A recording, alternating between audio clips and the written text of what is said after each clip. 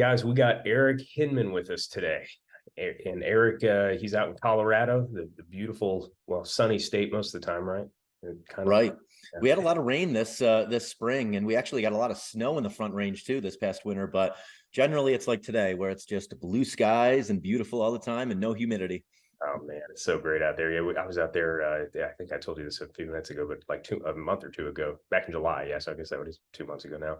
Finally, that was the first time I've been out there, and oh my gosh, it's heaven. It's heaven out there. So Yeah, it's such a high quality of life. I moved here in 2017. Prior to that, I was in upstate New York, small city, Syracuse, and I just felt like there I had reached my limit of thriving. My life had drastically changed from doing Ironman to being based around health and wellness. And, a lot of the things I enjoy doing were outside, running, biking. So when I first came to Colorado in 2017, and, everyone I met was asking me to like go on a trail run or go for a bike ride or go charge up Mount Sanitas 5 times. And I'm like, damn, like these aren't the type of conversations I'm having in Syracuse.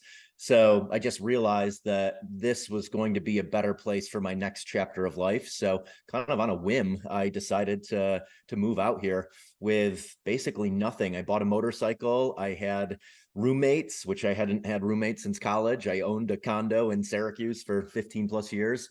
No car. I had my vehicles and clothes and all of my things still back in Syracuse.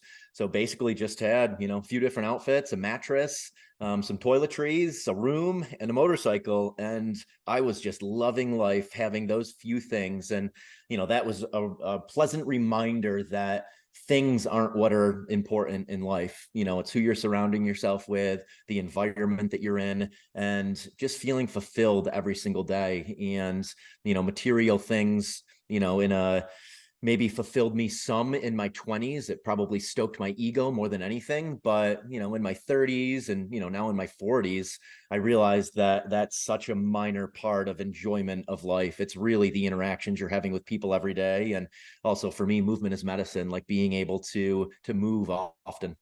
yeah, man, no doubt that is that is a true testament to life right there. That is so cool. So, tell us who Eric Hinman is. Like, dive into the backstory. Who are you as a man, as a businessman? Just dive into it. Yeah, so I mean, grew up in a small town, Pulaski, New York, with 1,200 people. I graduated with 80 kids. I played 3 sports in high school, actually 4 sports. I played basketball, ran cross country, ran track. One year I played football, and then I played little league and senior league baseball. So I was athletic growing up. I loved team sports. Grew up fishing and hunting and camping and boating on Lake Ontario. So very, small town, rural living, which I enjoyed. It was a great upbringing. And then I went to college at SUNY Geneseo, a small state school in upstate New York. And I feel like I really came out of my shell then. I realized how much I enjoyed meeting people, connecting people, hosting people. And back then it was parties. We'd have massive parties at our townhouse at Geneseo. But I enjoyed just like getting people together and forming community. And, it just goes back to like our tribal nature. And then my first business out of college was a property and casualty insurance agency. And that was something that my father pointed me in that direction. He gave me an opportunity to create my own insurance agency and define my destiny. So for 7 years, from 21 until 28, I was wearing a suit and tie and cufflinks and pocket squares and going door to door selling insurance to mainly campgrounds and marinas.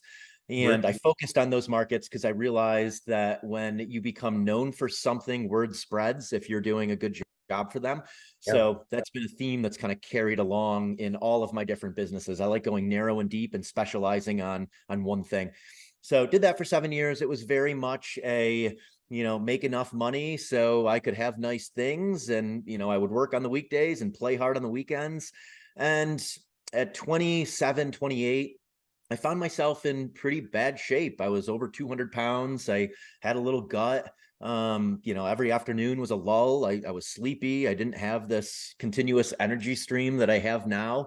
And, I was abusing alcohol, and I didn't have an education around healthy eating or appropriate exercise. So I hired a personal trainer at 27, and that personal trainer, he got me back into aesthetically good looking shape. And that was probably a 6 to 8 month period. And then I started running again. And I met some friends who had these fancy bikes that had 4 handlebars on them. And I was really intrigued about the bike. I'm like, what the hell is that? And they're like, it's a triathlon bike. And I'm like, okay, cool. I know what a triathlon is. I'm like, what are you doing? And they told me about this half Ironman that was coming to Syracuse. And they told me the distances of a 1.2 mile swim, a 56-mile bike, and a half marathon. And I said, you do that all in one day? And they're like, yeah, people do it in 4 hours. And it just blew my mind. So I bought a bike. I was really intrigued, and then signed up for a sprint distance triathlon. Had no swimming background, so I almost drowned in the swim, passed a bunch of people on the bike, passed more people on the run, and ended up finishing 3rd in my age group in this little small triathlon in my hometown, Cazenovia, New York. And it was empowering, and it reminded me of business, where um your results are directly correlated to how much purposeful practice you put in. So I really liked that about the sport. So I started going to these Wednesday night triathlons in Jamesville, New York. And after a year, I was finishing in the top 1, 2, winning these Wednesday night triathlons. And now, I was in the mix of podiuming at various local triathlons. But whenever I went above a Olympic distance triathlon, like a half Ironman, I just bonked. I didn't have the ability to maintain the intensity that I could go at a sprint distance triathlon. And there was this one guy who kept beating me. His name's Mike Corona. And he didn't look nearly as fit as me at this point. I was pretty lean. I had abs, and I'm like, why is he beating me? I've looked so fit. He doesn't look as fit as me. So I hired him as my coach, and he taught me about zone 2 training, which is aerobic heart rate training. And he basically said, you have to slow down to speed up. You have to start doing all of your running and biking at a 140 heart rate. Otherwise, I'm not going to coach you. That's the only way you're going to get better. It took me a few months to listen to him because, after each run, I'm like, I don't feel like I did anything, because I was doing anything hard. I thought to get fitter, it meant you go harder every single time and try and improve your time. So he slowed me down, and in 2010, I could run an 8:30 pace at a 140 heart rate for 6 miles. Fast forward to 2014, I was running 20 plus miles at a 129 heart rate at a 625 pace. And it was all from doing zone 2 training, just building this aerobic engine and building durability. By slowing down, I was able to increase my volume, which basically built up my durability. And these longer races are all about how durable are you? What's your muscular endurance? How big is your aerobic engine? So super valuable lesson he taught me. And then during those triathlon years, I really reshaped my life. I realized that I had a full cup. I was giving back. I was attracting opportunities. I had this unlimited energy. I felt more vulnerable and authentic than I ever did when I was drinking.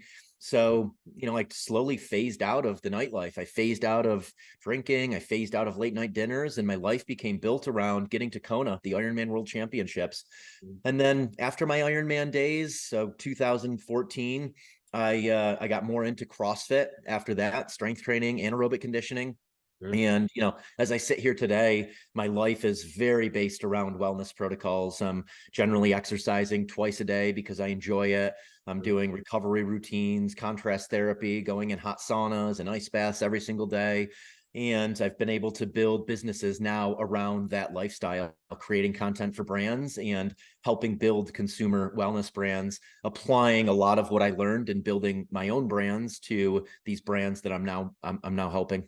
That is so cool. So how do you, from a career standpoint, segue from the insurance side of things, which is a kind of a more traditional career, to going into marketing and kind of designing? Because like as a business owner myself, I love it when I get to train twice a day, but like I have a hard time scheduling my day to where I can break it up like that, right? So generally my training sessions fall into a 2 hour, maybe 2.5 hour longer session, and I just try to get it all kind of done in that. Obviously, I know I could probably see better results if I split them up more, but how did you kind of segue from that insurance world to the marketing world, and then kind of design your life around that? Yeah, delegate, automate, eliminate. three words that everyone is going to need to know if they're a serial entrepreneur or they want to balance a very busy schedule. I learned that I can't do everything. With my insurance business, I started delegating, automating, and eliminating things. I hired someone to manage the customer service side of the business, and that took a lot off of my plate. That gave me some freedom and flexibility to start a software company in 2009, 2010. And then, subsequent businesses, gyms, restaurants, I hired operators. So I was involved early in the ideation, raising money, helping develop the brand, create early awareness. But I had an operating partner that handled all of the day-to-day execution of things. And I've realized over time where my skill sets lie and where I can add the most value. And I play in that pond. And, I still do get to a point where I hit my head on the ceiling, or sometimes my head is above the ceiling because I've taken on too much. And I start writing things down like, hey, I need to start outsourcing, onboarding emails. I need to start outsourcing some of my story posts. Like, I just get to a point where I'm overwhelmed with my action items, and I know that's when I need to hire someone to take things off my plate that they probably can do better than me. And then that allows me to focus on what I can do and only I can do best, which oftentimes is connecting people and building communities, getting people together, being on calls with people. So I just try to think through like, all right, this is what only I can do, and this is what others can do. I'm going to start delegating, automating, and eliminating those things. During those triathlon years, I was super structured. I had time blocks of morning workout, 5:30 a.m. until 7 or 7:30 a.m., depending on how long the session was. Walk to the gym. I walked to my software business. I walked everywhere during that time period. I just tried to maximize every second of my time to be moving, helping with recovery, building durability. So I just thought through like, how can I multitask without multitasking? Lunch meetings were walks, and a lot of my meetings were like, come and run with me, come and swim with me, come and bike with me, come and sauna with me. So I combine things where I could get benefit, but I could also benefit others. I took calls during certain times, and even now I only take calls. Podcasts, work is during certain times, exercises during certain times. My sauna routine is where I meet new people. People message me often on social media to meet up for coffee or lunch, and I'm just like, come over and sauna. I'm going to sauna every single day from 5 to 6:30. You pick a day you want to come over. There'll be a bunch of other rad people over here that you'll get to meet, and that's where I take in-person meetings, is sauna and ice barrel. So you just start really defining your schedule and only allowing you dictate the terms of when you're going to allow for things to happen, and you also dictate terms of when you'll allow for distractions. Mm-hmm. Oh man, that's really good advice there. That's a really good lesson in life management, business management, kind of all the above there. So going back a little bit, was there any sort of like tipping of the scale, so to speak, of when you were like, I've got to change my life? Like, I know that the Ironman was kind of part of that. We're just kind of, and then you slowly started phasing that nightlife out. But what was that defining factor for you that made you go like, I'm moving to Colorado and like changing up life completely? Or what?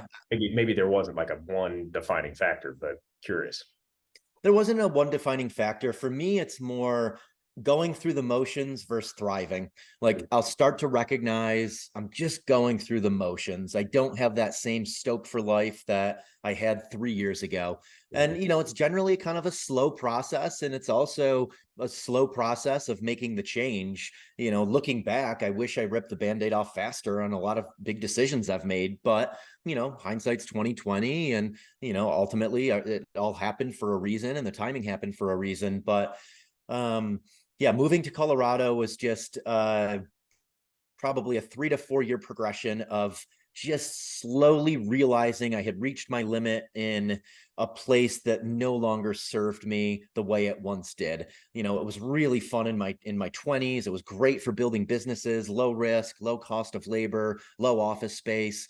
But once I got to a point that my life was really defined by surrounding myself with risk takers, surrounding myself with high level athletes, wanting to be outside all the time, wanting to learn from, higher level entrepreneurs in emerging industries.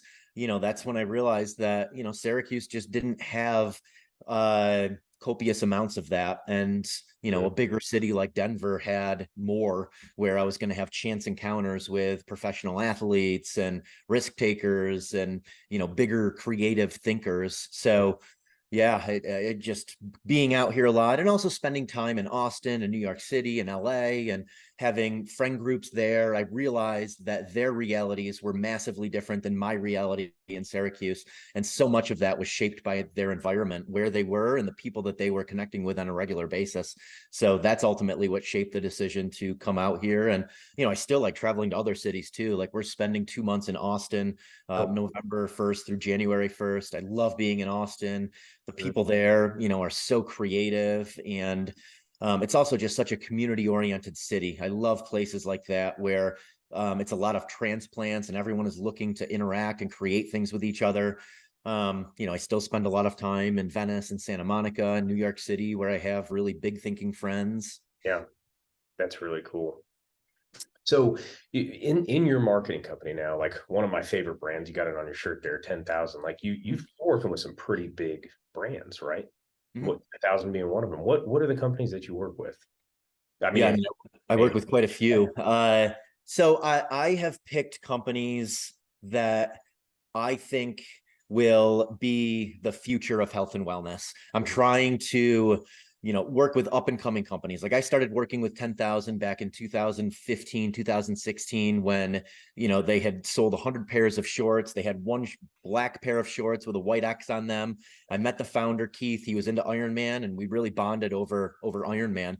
And the same holds true for a lot of the brands I work with. Ice Barrel, I worked basically from day one. SISU Sauna from day one.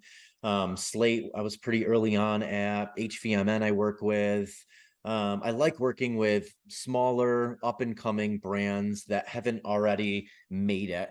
And I feel like I can add massive value for brands like that. And ultimately, like I want these to be really good relationships where I can provide a huge ROI for them and them working with me. I don't want to feel like a billboard. I don't want a transactional relationship. So that's why I identify the brands I work with. And I've been, narrow and deep in the health and wellness space. Like I'm working with health and wellness, generally CPG brands. Those are the ones I know I can help the most. And I also know that my audience is looking for advice on those brands. And, I hope that I've become kind of like an Uncrate or Gear Patrol of early stage CPG brands. Like I want to be thought of as he always works with the coolest new brands. I want to expose them to my audience. So those are the hats I put on. Also, I know working with smaller brands, I can have a direct relationship with the founder of the company. And a lot of what I'm doing is matchmaking, introducing investors to companies. I'm introducing service providers to companies, big event organizers, people who put on wellness retreats. Like behind the scenes, all day long, I'm sending emails and text messages, connecting people with people. So, that's what you don't see on the public facing side of the business. And again, I know I can be most helpful to founders of CPG brands with the network I've amassed over the years. Mm-hmm. What does CPG stand for? Consumer packaged goods. Gotcha. Okay, cool. Would you consider yourself kind of more of a visionary than an operational person? Oh my God, yeah. I think I definitely lean much closer to a visionary. I wouldn't say I'm a visionary. Some of these other guys, like the founder of HVMN and some of these really unique products, they're absolute visionaries. Steve Jobs, visionary. But yeah, operations is not my forte. Is involved in business as I am. I don't really enjoy business. I enjoy awareness. I enjoy creation. I enjoy branding. I enjoy community. So, business would be kind of far down on the totem pole. And, that's why I'm not operating major businesses. I realize that's not my strong point. It's not hiring and firing and leading. But I am good at creating awareness for things and building brands and building community around things. So I would say those are my strongest skill sets. Mm-hmm. Do you typically create the majority of your content, or is that something you outsource? I create all of it. And the majority of that creation happens when I'm mountain biking or sitting in a sauna. It's Yeah. not happening by like thinking through what should I post today. It happens when I'm just out in the mountains, mountain biking, and I'll have 6 awesome ideas that pop into my head. Or when I'm doing a contrast therapy session, I'll have all these ideas. And, obviously there's a function of endorphins doing those things, but I also think you need to make space for ideation to happen. And when I'm mountain biking, by myself in the mountains, there's space. I'm not being distracted by notifications and emails and a conversation I'm having with someone. And the same holds true in the sauna and ice barrel. Like I often get great ideas there where I'm not distracted. I don't have my phone in there. It'll overheat. I don't have my phone in the ice barrel. So that's generally where all of the ideation happens. That's cool. I heard a quote one time. It says, "Consume less, create more." And Yeah. as I've been, pursuing the growing our podcast and trying to, because would I would consider myself creative. I'm not the most creative person. I feel like my creativity kind of comes out in business and in structuring things and coming up with ideas to grow things and coming up with the vision for what I want. And then, I try to find the right people to help me implement that, right? Because I'm not good at many things. So I find the people that are really good at those things.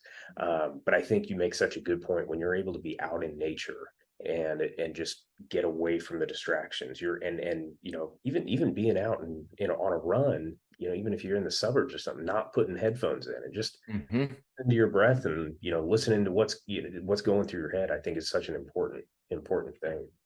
Can't agree more. I mean, what I do is I listen to one song on repeat oftentimes when I'm out there. Oh, I'm not a really? new music guy. No music definitely is a great way, but I just put one song on repeat and that puts me in this like tremendous flow state. Yeah. What's that one song? Or does it? It's generally either a hip hop song, like a Kanye song. I like Odessa, I like Rufus, I like Zoo, ZHU. So just something, a hype song, like a massive hype song is what I like.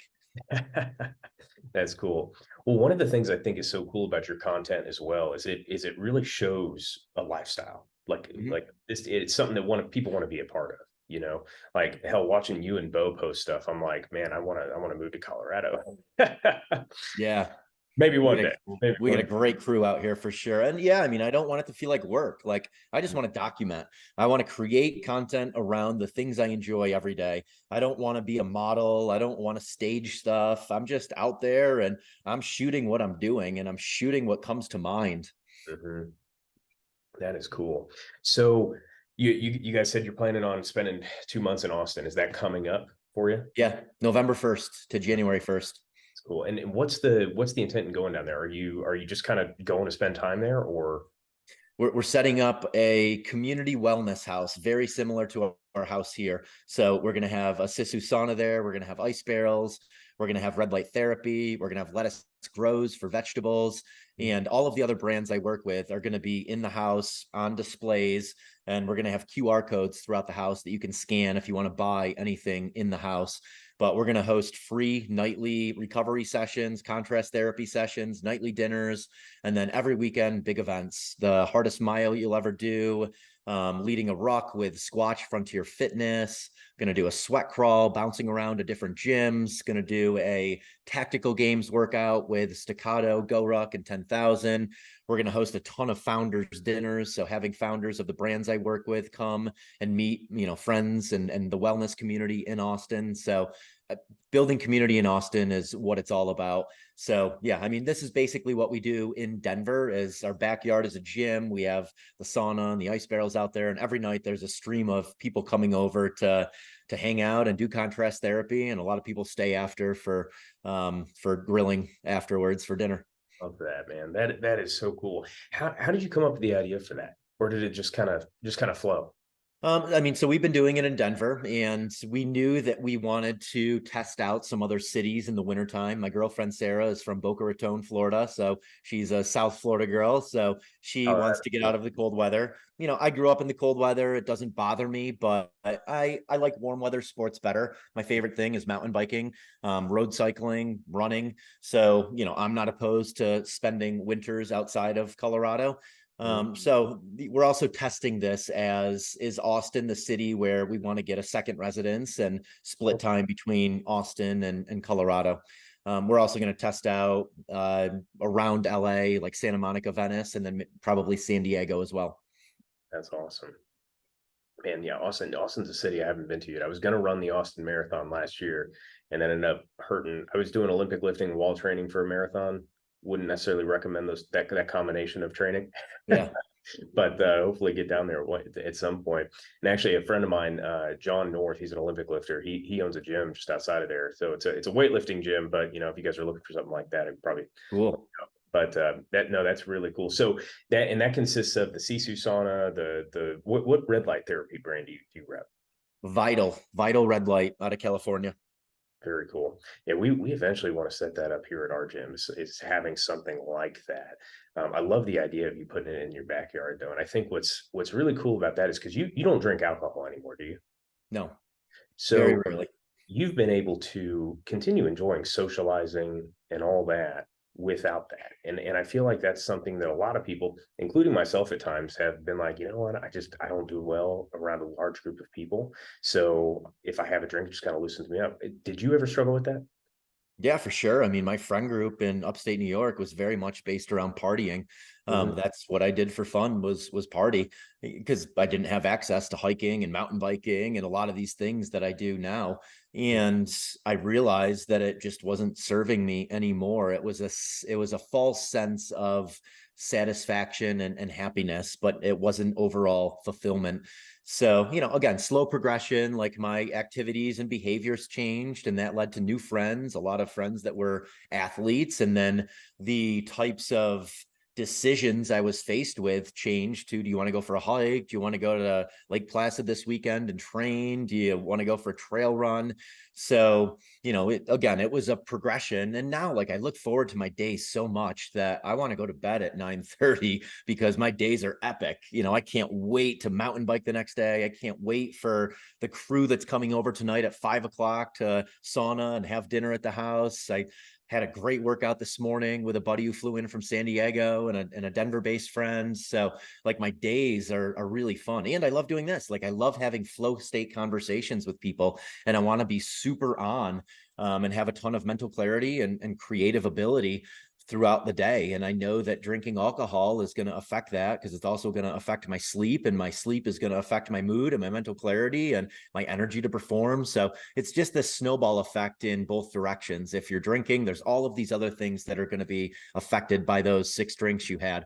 Whereas if you go to bed at 9:30 and you get great sleep, there's going to be all of these other decisions in the other direction that are heavily affected by that. So I'm very cognizant of making sure that I don't, make a decision that's going to have a negative effect on everything else that I enjoy doing. I feel like that's been a huge thing in me stop drinking. I haven't stopped 100%, every now, like I'll still, if we're with friends or something, maybe indulge every now and then. But, one of the biggest things is, we're training very hard all the Mm-hmm. time. And if I drink, I'm already tired as it is. If I drink, it just ruins my sleep. And it's funny because like after I started wearing a Garmin watch, it showed me how bad my sleep was when I drink. Mm-hmm. So it's like, man, I want my sleep score to be an 80, not a 50 or something. So Mm-hmm. that has helped too. But so, what would somebody who's on the fence about where they want to take their life, and or maybe is in a bad situation, or maybe just isn't in an ideal situation where they're like, man, I just don't feel fulfilled. I feel empty. Whatever that may be, depressed, anxious. What kind of advice would you give to them? Yeah. Write out all of the people, activities, and environments where you're completely present in the moment and it yielded positive energy. You were like, damn, that was a great conversation. Or I really enjoyed playing pickleball with Johnny. Write out those things and then do the same for all of those things that leave you feeling drained. The environments that leave you feeling drained, the people that leave you feeling drained, and the activities that leave you feeling drained. That's what I did. I had a time period during those Ironman years where I had a lot of time by myself exercising to think through like, damn, I want to converse with that person more. I want to do this more. I want to be in this environment more. I left feeling so energized. And then the same was true with things that were just detracting my energy and I didn't feel present. I was I was doodling, I was thinking about other things, while I was with that person, or while I was doing that thing, or while I was in that environment. So that's the first step, is just being mindful, so that you can start building your life around these flow state activities that yield positive energy, and start eliminating all of these things that are detracting from your energy. And over time, it doesn't happen overnight for sure, but the goal is to build out your perfect day where you feel like you just have this massively full cup and you have tons of energy to give back to others. Yeah, man, that's good advice. What are you a big reader? I'm not a big reader, but I do enjoy podcasts. I watch YouTube for about 45 minutes every night, usually something I can learn from.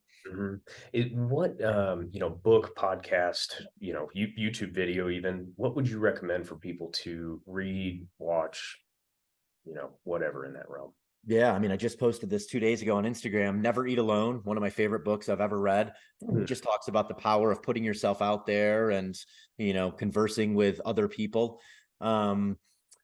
Alex Hermosi, I've been tuning into a lot lately for business stuff. I just bought his book, $100 Million Leads. I feel like he's on the tip of everyone's tongue lately.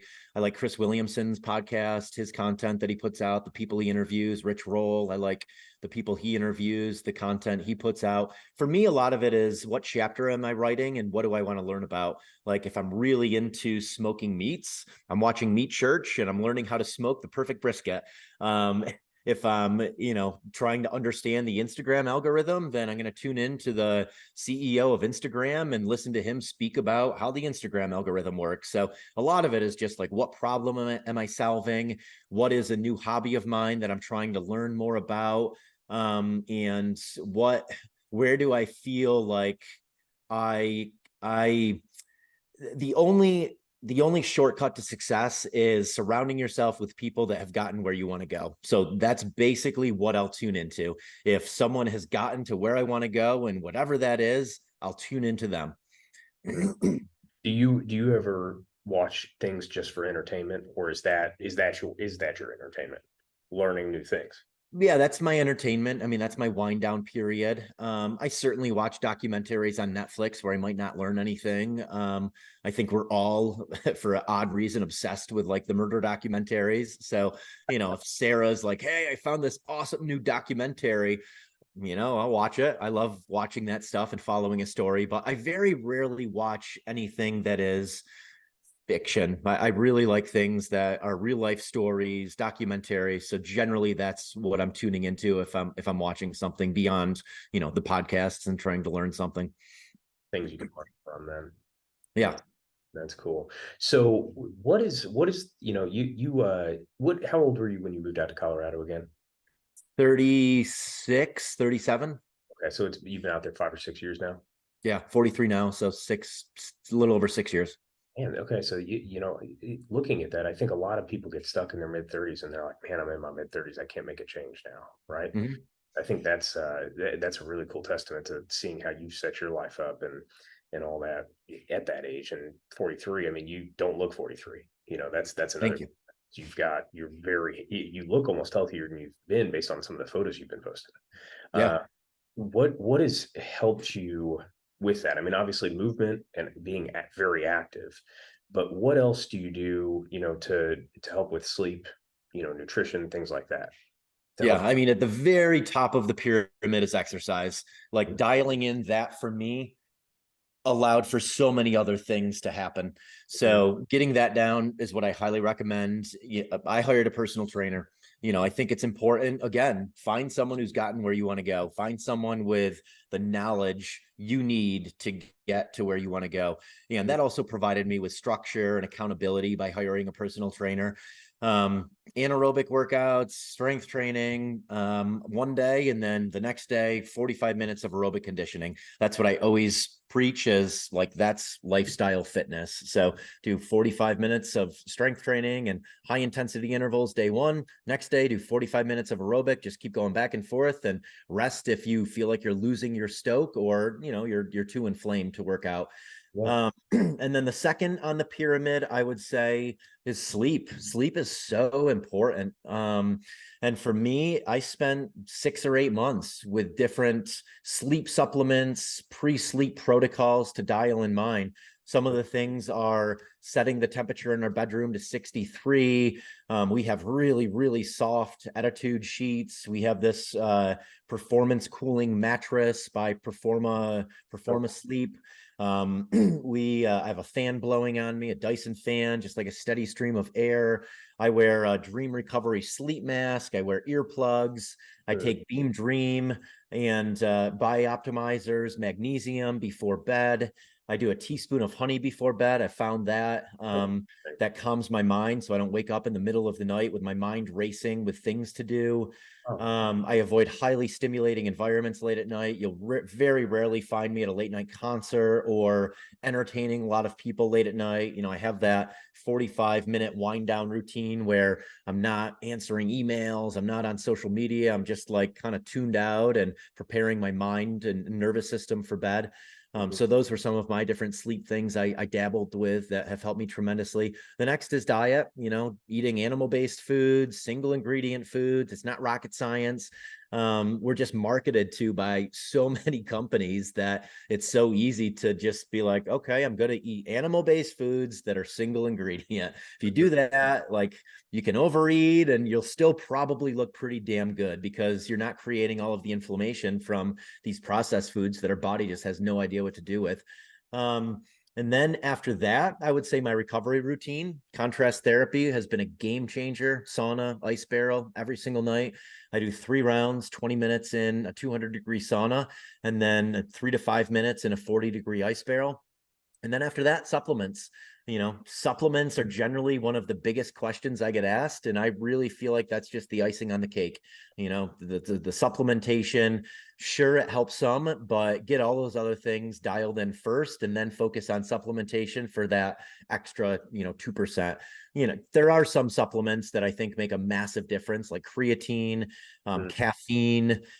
Before bed, there's a lot of people that don't like it, but I've taken melatonin for years. It helps me tremendously with sleep. So melatonin is in Beam Dream. If you try to avoid it, then, do L-theanine, do magnesium, GABA, do some of these other things that don't have melatonin in them.